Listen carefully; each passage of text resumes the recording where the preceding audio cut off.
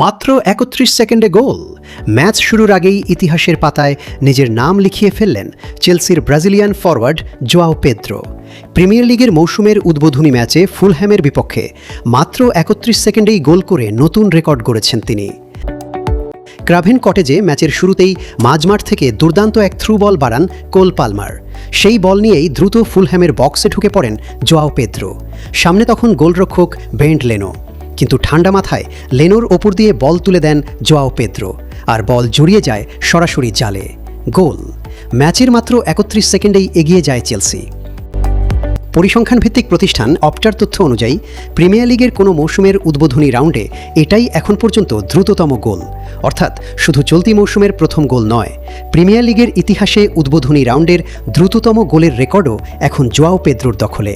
আর মজার বিষয় হলো, এই রেকর্ডের আগের মালিকও ছিলেন ফুলহ্যামেরই একজন খেলোয়াড়। ২০০৭ সালে আর্সেনালের বিপক্ষে মাত্র ৫১ সেকেন্ডে গোল করেছিলেন ডেভিড হিলি। এবার সেই রেকর্ড ভেঙে নতুন ইতিহাস করলেন জোয়াও পেদ্রো।